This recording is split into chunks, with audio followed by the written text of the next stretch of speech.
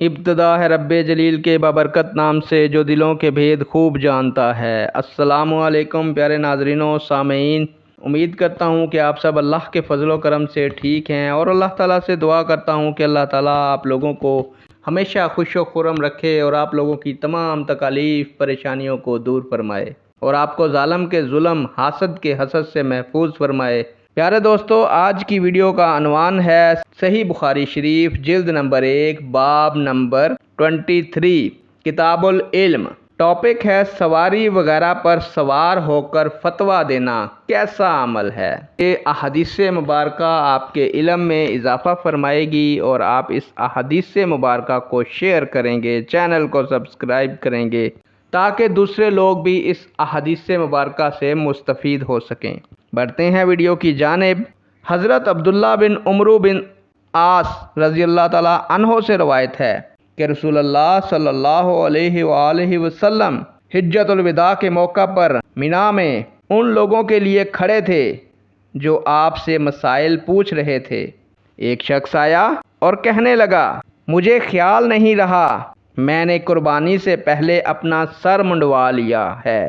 تو آپ صلی اللہ علیہ وآلہ وسلم نے فرمایا، اب ذبح کر لو، کچھ مذائقہ نہیں۔ پھر ایک شخص آیا اور عرض کیا، لا علمی سے میں نے رمی سے پہلے قربانی کر لی ہے۔ تو آپ صلی اللہ علیہ وآلہ وسلم نے پھر فرمایا، اب رمی کر لو، کوئی حرج نہیں۔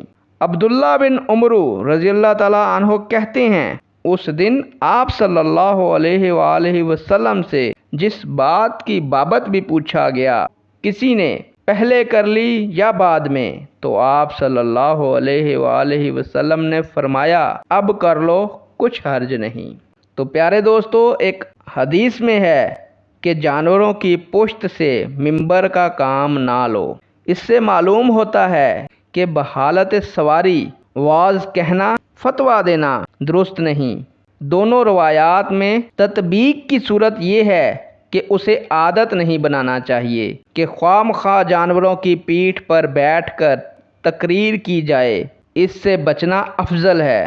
تاہم ضرورت کے وقت اس کا جواز ہے، یعنی اس احادیث مبارکہ سے ثابت ہے کہ ہمیں کسی جانور، کسی گاڑی پر کھڑے ہو کر فتویٰ دینے سے گریز کرنی چاہیے۔ ہمارے علماء کرام کو اس سے گریز کرنی چاہیے۔ اللہ تعالیٰ آپ لوگوں کا حامی و ناصر ہو۔ اللہ حافظ۔